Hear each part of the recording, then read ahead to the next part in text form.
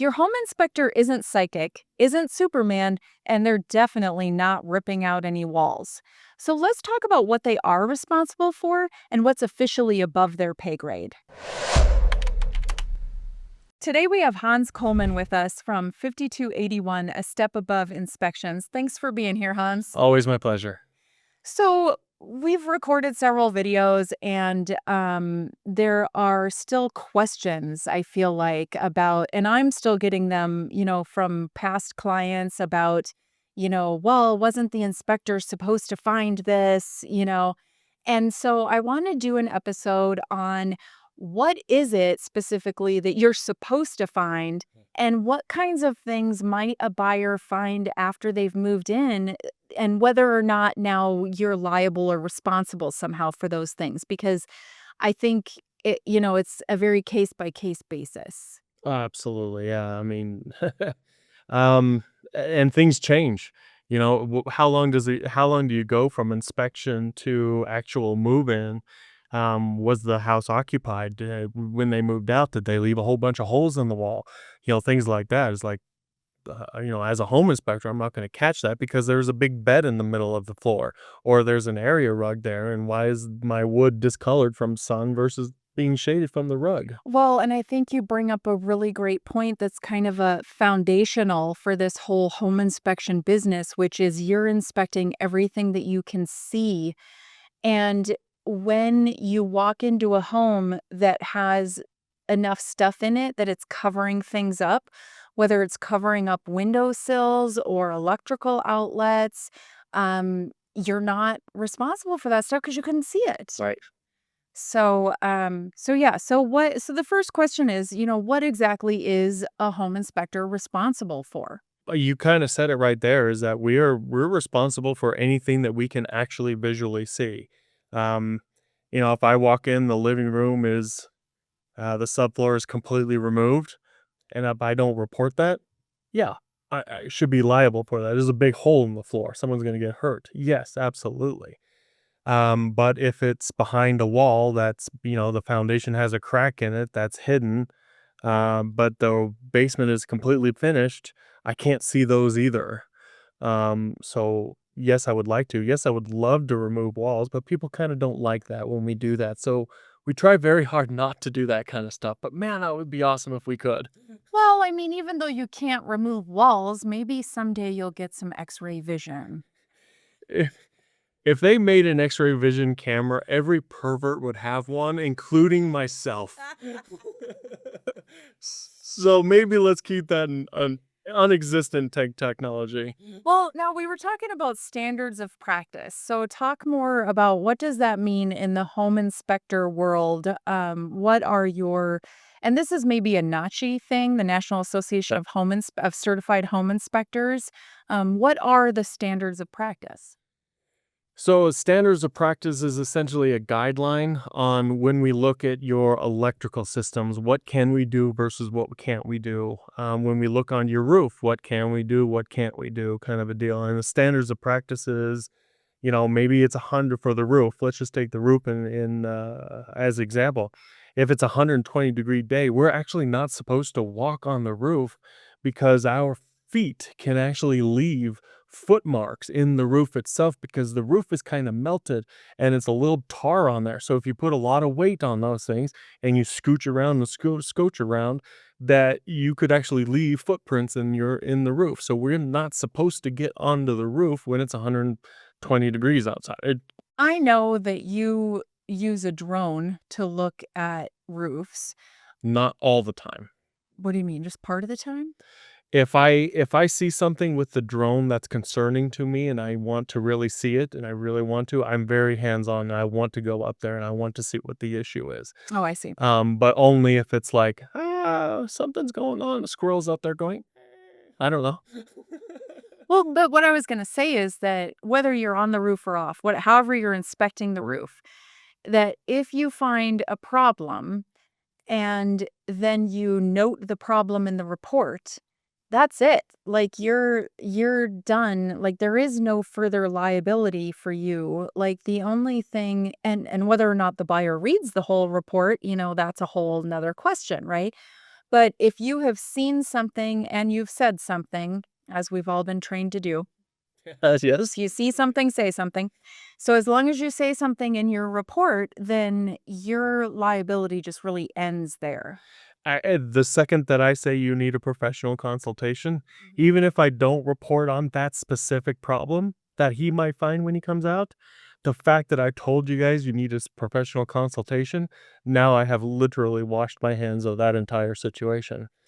Well, yeah, and like your roof example, all you do is say, the temperature was such, so I'm not supposed to be on the roof. So I recommend that you have a roof person come inspect the roof. Right. And now done. Or a particular type of roof, like we're not allowed to walk on the tiles of the roof, or well, not really say I'm not allowed to, but we really shouldn't be walking on the tiles of the roof because we could chip them, break them, crack them, or whatever. And we again don't want to create issues for people. We don't want to be the issue, Mhm. and I don't want to have to fix that issue. Because if you're saying that if you were to break something while you were there, you would be responsible for fixing it. Hmm. Even that's kind of a difficult one because there's still an expectation that if I walk up to a faucet, a kitchen faucet, and the handle breaks off in my hand and the water goes spraying everywhere, technically I can't be responsible for that because there's an expectation that I should have the ability of walking up to the faucet, turning the faucet on, and just checking to see if there's water coming out. Now, if it breaks off in my hands, that could have happened to you. That could have happened to the client. That could have happened to the seller. That could have happened if they had a party.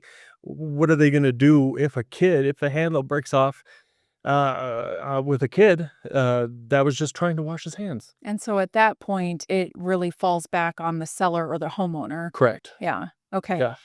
Um, so we talked about, we're talking about what you're responsible for. You're responsible for everything you can see.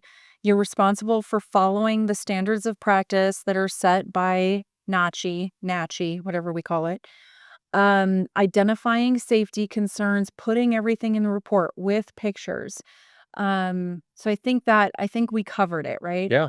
And notice in none of those things that the home inspector is responsible for, not once did we say he's responsible for making sure everything in the house is up to code. Right. That's So absolute. I think that's a big myth, right? I think it's a big myth that home inspectors are there and they should be, letting the buyer know if there are any code concerns. But the fact is that those codes, and I think we talked about this in a different Mhm. episode, but those codes are not only different per city, Mhm. um, By you know, state, by by country, and the list goes on and on. Is like, how do you keep up with all this? yeah, and so no one instructor, no one inspector is ever expected to know all of the codes.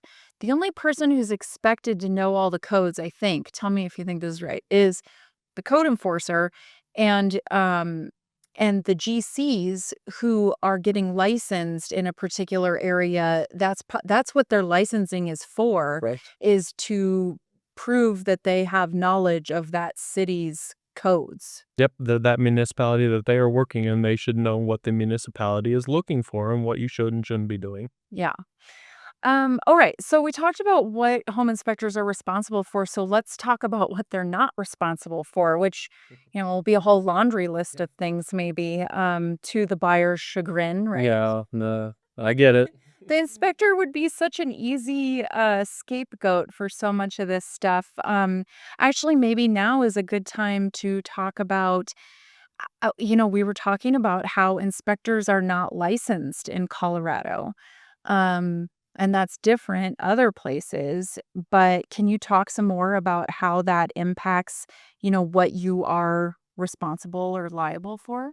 So, in a personal opinion, I don't know if what the law is on this, but in a personal opinion, because inspectors aren't licensed in Colorado, it's got to be really difficult to sue us, to really come after us because we missed something. Because we're not necessarily supposed to know that because we haven't been tested, we haven't been trained on it, we'll say. Just And you're talking about codes? Yeah, we're talking about Okay. codes, we're talking about maybe even standards of practices. I'm not 100% sure. But I would say it's really difficult to actually sue us because the home inspector coulda, shoulda known, but there's not really anybody telling us what we have to know. Does that make sense? Yeah, and so that circles it right back around to the other episode that we did on how to choose a good home inspector. Because my guess is just like in real estate and I think in a lot of professions, there's just a real range of competence of people who are highly expert in their field and you can trust what they're doing and they're saying. And then there's people who are, whether they're just terrible at their job or maybe they're more new to the job and they just haven't had the experience to build up that expertise. Either way, you've got a range of competence there. Yeah, absolutely. And, I know what my standards of practice are. I know what InterNACHI is telling me that I should be doing and how I should be doing it. But realistically, is there some kind of a state regulator that's sitting here like for you guys? You're licensed, you have DORA. Mhm. Well, we don't have DORA. DORA doesn't exist in our world. So it's a little bit different for us, but I know what I should be doing and I know how I should be doing it. After 18 years, I kind of know, it's like a second nature to me at this point. Um, my reality of it might not match what your reality of it is, and what more importantly, the buyer's reality is. What should I know versus what should they think I should know? What I know versus what you think I should know. Well, and you know a ton about houses, way more than probably the average buyer, right? Hopefully. And so, really, this is one of those things when you're a professional in an industry, it's the art and the science, right? Like all this stuff and now it becomes an art of, making sure that the buyers at every inspection that you're passing along the information that you think is most helpful to them. Mhm. I will say, I think that that's two of those things that we were talking about are part of the reason that I got hooked on you to begin with was not only your how much experience you had in different areas before you even got into home inspections, and then you had years and years of experience in home inspections. But also, I remember you telling me some stuff about, what Nachi, recommended or didn't recommend. And so to me, that said, oh, this guy is keeping up with education in his Yes. field. And he knows, what the professional association in his field, not only does he seem to belong to it, but like he's keeping up with like latest and greatest, like here's what they recommend, here's what they don't. And I think at that time it was something about thermal cameras or something. Yeah. But, yeah. So, okay, so let's talk about the stuff that you're not responsible for, because 'cause we've talked about how difficult it would be. I mean, you can sue anybody, but it would be very difficult to, take it very far, um, unless there was some problem that was there when you were there and you did not document it in the report, Right. right? So what else are you not responsible for? The stuff you can't see. Yeah, that's realistically that bases that explains kind of everything is what we can't see. If we can't see a crack in the foundation because the basement is finished, then I can't be responsible for that. If there's a big hole behind the washer and dryer, and the only way that I was going to be able to see that hole is by pulling out the washer and dryer, I can't be responsible for not talking about that hole. If the attic access is completely sealed off, or the attic, there is no attic access, and I can't see how much insulation, what the roof structure looks like, what the sheathing looks like, that kind of stuff, I can't be responsible for those kinds of things. I very much want to be. I want to do these things, and I want to do the best of my abilities on how and what I can see at that time of the inspection. But unfortunately, we are limited sometimes on what we can and can't see. Well, and you were just talking about an inspection you recently did where the utilities were turned off, and I actually had this come up kind of, because I've been doing a lot of showings lately, and I've got some buyers that are looking at some properties that are kinda rough, and, in 2 or 3 of them now, I have, gotten back to my buyers and I've said, I don't even know that we really wanna go see this one because the utilities are shut off, which means that, and I don't really know how difficult it would be to turn them back on. Sometimes it depends on who owns the house, But, like, if we're gonna go under contract and have an inspector out and there's no electricity and there's no water, I mean, that cuts out how much of the it's probably is it half Yeah, of what electricity you're trying to look at? yeah, electricity is probably 30% of an inspection, the outlets, the electrical panels, and everything that's turned on by it. Dishwashers, refrigerators, um, Yeah, you can't check any I of the can't check it. appliances. Yeah. Yeah. So, yeah, so that's something to think about. Oh, I like this one. Predicting the future. You're not responsible for predicting the future. Because give us some examples of some things that I think probably the question that I'm asked all the time is how long do you think this water heater is gonna last? How long do you think this furnace is gonna last? And you sit there and you say, well, today the furnace is in great shape. It's lighting. We don't have gas issues. We don't have carbon monoxide issues. It's the right flame color. It's heating every single room that we can find. Today, that's great. Sadly, tomorrow might be a different story. I hope not. I really want to. I really don't want to hope not. I really want to hope that it's going to last for 30 more years on you, but it could die tomorrow. And that can be kind of frustrating. And realistically, if I could predict the future, your inspection cost would go through the roof. if you could predict the Yeah. future. Yeah, you're not looking at $600 inspections anymore. I'm charging you $1,500 on pure principle. Well, and you can give people an idea of what the life expectancy Yes. is on Yep. some of those things, but the life expectancy is based on a piece of machinery or equipment that is being maintained up to manufacturer specifications, right? And like, I'm sure we all know people who don't even know how to change the filter in their furnace and probably have never changed it. Yeah. You've been on inspections like that where you open up the furnace and it looks like they haven't changed it in 10 years. And that kind of thing, like not keeping up with the recommended service for anything like that is going to decrease its life expectancy. 100%. Yeah. If you don't drain your water heater, if you don't change your furnace filter, if you don't do some of those basic maintenance steps, that's going to hurt and that's going to hurt. So, I don't know what happened before I got there. I can only educate the current buyer or the current buyer to here's what we want to do in the future for this. Here's how we want to maintain it. Here's how we want to keep it up. Um, Please do. But if you do it, well, you can only lead a horse to water. You can't force him to drink. Well, and we've talked so much about how a lot of your job is being responsible for identifying safety issues. So it almost is a given that the opposite of that is cosmetic issues, Hmm. right? So you're not responsible for cosmetic issues. Do you want to give some examples of those? Cosmetic issues. I mean, this one's, you know, some people don't know, but like blinds, where if they don't open or do open, we're not liable to tell you if the blinds open or don't open. That's cosmetic. If there's scratches in the drywall or something like that, that's cosmetic. If there's stains in the carpet, that's cosmetic. And now if you have a big chunk of your carpet missing and there's a big circle cut out of it, that's no longer cosmetic. That's an actual issue, and we're going to say something about that. But if it's, those kinds of things that, you know, the paint color, oh my gosh, this lady painted her kitchen canary yellow. I don't like that. That's cosmetic. I don't care. That's you guys' thing. Well, and the specialized systems that are in the house that and we talked about this earlier that you would like if you thought there might be a problem with the furnace or the water heater or the roof or the electrical that you will put in your report, I recommend that you talk to a professional about this.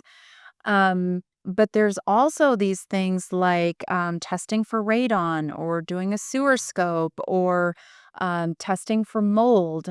All of that stuff is a specialized system, and I know that you do some of that, but it's outside the scope of the general inspection. So can you kind of talk about like what's included in the general inspection and what kinds of things that you would need to add on to that? Yeah, so add-ons, I think, would be like the radon testing and running a camera system down your sewer lines. Those are great add-ons. But if you don't do them, talk about liability, then I can't be liable because you didn't do them. I can only be liable if you choose to do them. So if we choose not to hire you to do a radon test or a sewer scope, obviously you can't report back about it. So there's nothing in the report about it. And then later on, if they have a sewer issue or radon issue, it's not coming back on you because they didn't hire you to do that specialized inspection You got it, or correct. test. Yeah, and mold is also a great example of that too, because you can have airborne mold.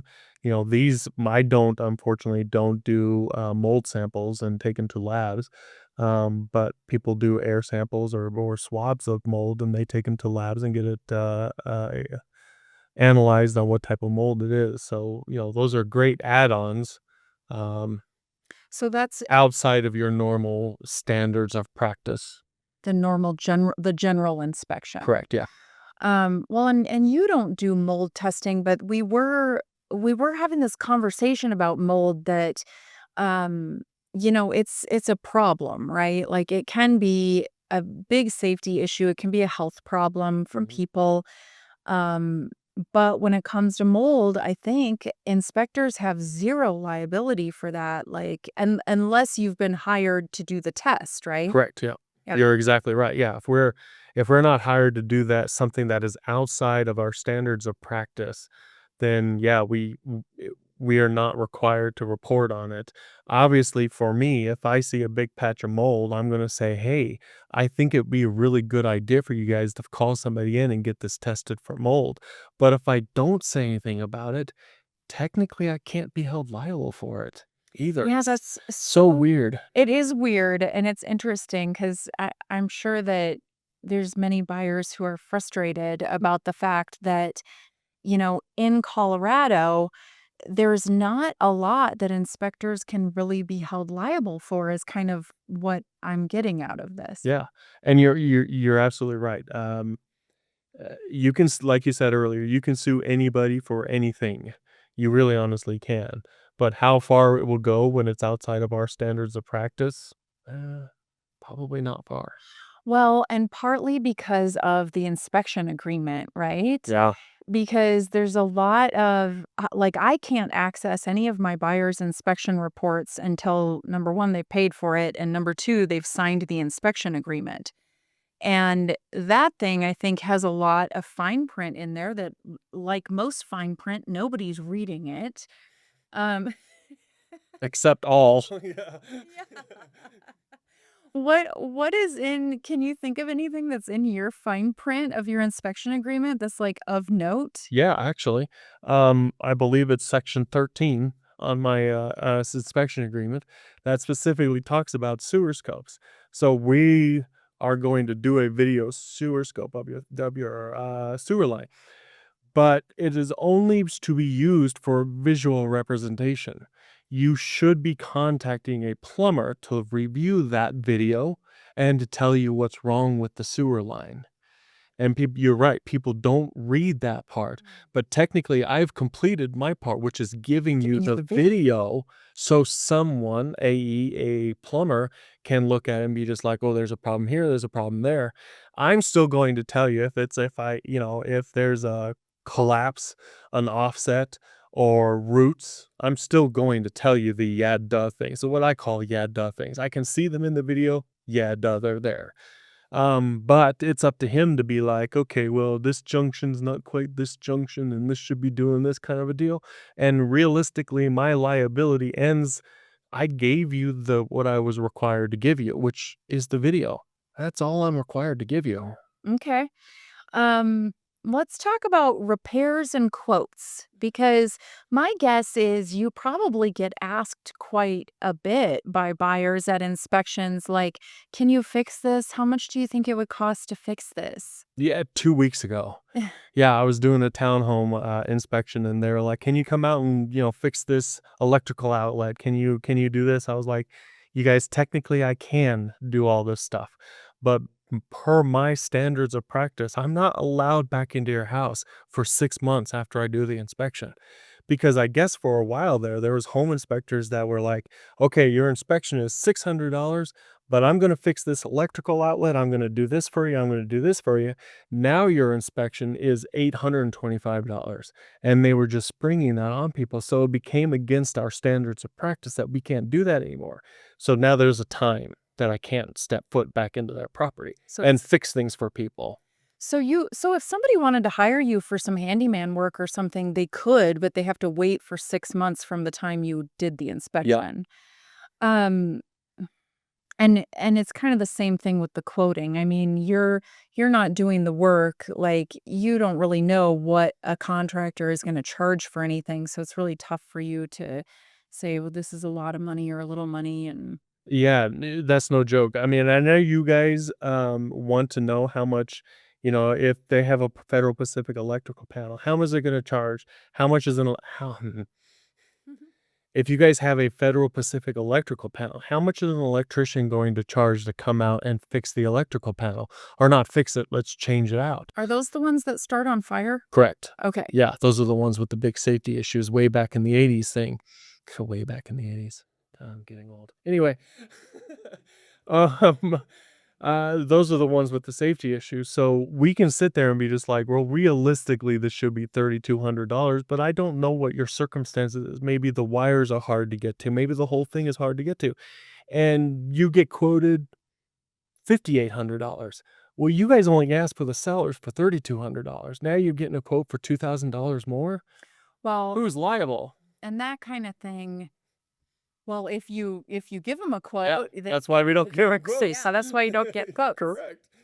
Well, and that's why I have you come out so early on, like, as soon as we go under contract, like, I'm usually texting you that same day Mhm. to see how fast I can get you out there because then we're relying on the report and your findings and your recommendations as to, like, did everything look cool?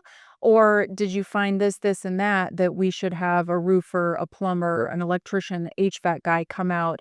And then if I can get you in early in the inspection period, then I still have time to pull those other people in and get the quotes that I want. I want the quotes because I want them for negotiating, Mhm. right?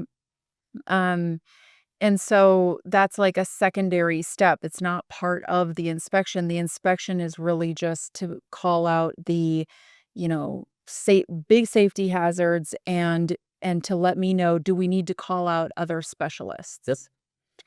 Let's see. So now there was something that you were telling me not too long ago that you would be liable for, but it's basically like if somebody found something that was wrong and you hadn't put it in the inspection that you would have 14 days to fix it or something. Tell me what was that deal about? So that is you were asking earlier about what's specific to my inspection agreement. Those are one of those things that are specific to my inspection agreement. Okay. So if you find an issue in per my inspection agreement, every home inspector is different. Might I remind you?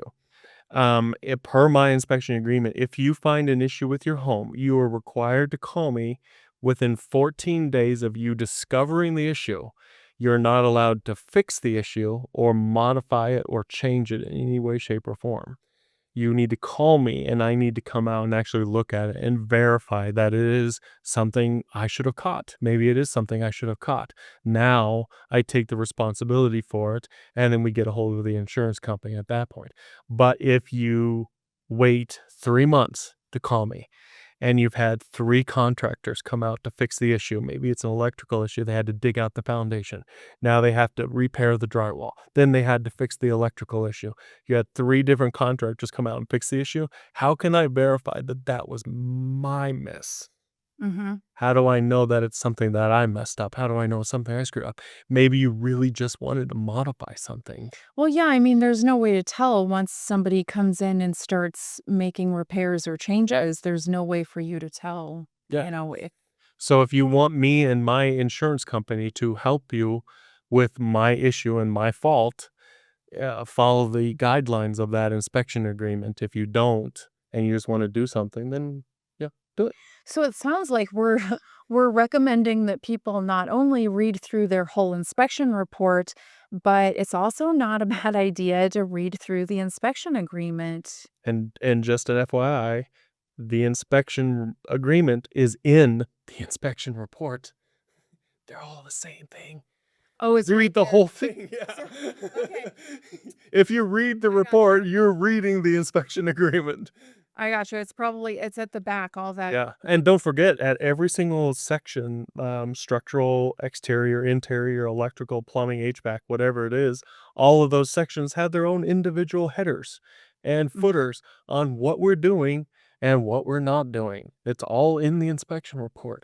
Yes. Read. Yes, I've definitely noticed that stuff where, it says right in there, like the inspector is only going to be looking at this, that, and the other, and they're not going to be doing whatever.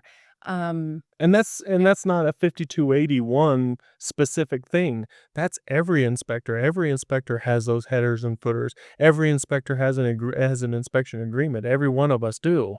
It's the verbiage that's inside those agreements and those footers and the headers that might be a little bit different.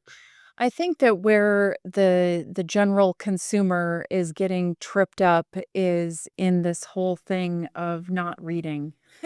It seems to be a common denominator, yes. But that's not just for inspections. Yes. I mean, that's kind of That's you guys too, yeah. feels like life. Yeah.